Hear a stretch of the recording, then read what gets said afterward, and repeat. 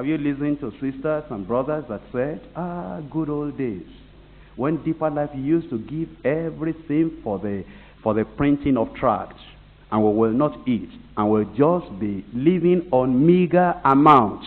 Those are the backsliders. Good old days. They never do it again. They never give again. They grudge God. Good old days. Have you remembered good old days when we just spent all our money on evangelism, or on retreat, or on this and on that? Thank God now that things are changing in our church. That right now, we just eat and we look good and we dress well and, things are better. And now we can spend our money educating our children. Those are the backsliders. They don't accept Jesus as Lord anymore. He's not Lord over their possession. He's not Lord over what they have. No wonder that all your churches that I've visited, those churches are collapsing. If it were not the fact that Jesus has promised to be with you where 2 or 3 are gathered together, he would not have been there. The mosques in your cities are better than the churches you are in. And the people that are wearing white garments, that are drinking holy water, they have better churches than you people have. But thank God in Lagos here, we tell them, let them receive Jesus as Lord. He has right to all their possessions. And we don't have to beg the people here. If they belong to God, their money belongs to God. Not tithe, not tithe. That's the beginning. That's where you start. When you're a new convert. And if all that you are still giving is a tithe, after 20 years of conversion, 10 years of conversion, you are not growing.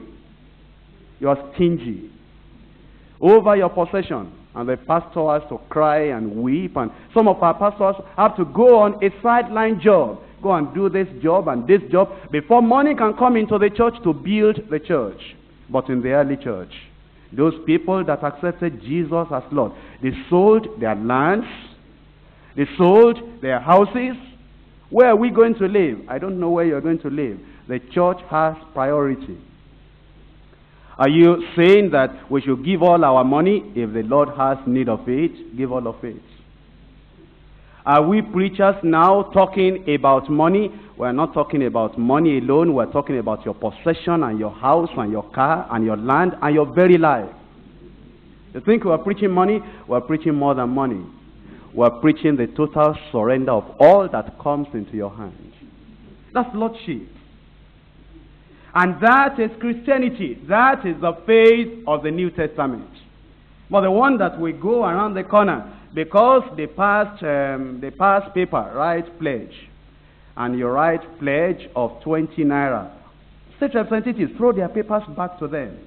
If that is all the respect and all the commitment they have for the Lord, throw it to them. And then go and pray and let manna come down from heaven. We build their church without them, and then they can become bench warmers and come and be sitting in church. But Jesus is not Lord over such people that will only give every, in the offering, 50 kobo. Zonal leader. Receiving 500 naira. Teaching other people. Having zones under him. Giving 50 kobo for offering. Shame on you. I'll never give it. If I won't give anything at all, I'll never give 50 kobo. 1 naira. If I have anything, why am I alive? Oh my Lord. If I could be a millionaire, I'll build all your churches for you.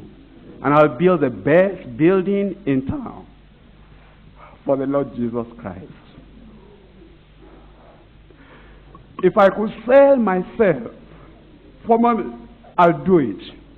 And I'll build churches, I'll give tracts, I'll give my life. If I could do anything, if I had a house, if I had a car, anything I have, I'll give everything. You people living in ramshackle buildings in your stage, they make, that building, it has no floor, it has no window, and it has no ceiling, and it has no fan, ordinary fan. And even when you have a fan, it's blowing the dust on the faces of the people that are worshiping. Shame on you. Rise up and commit yourself to the Lord.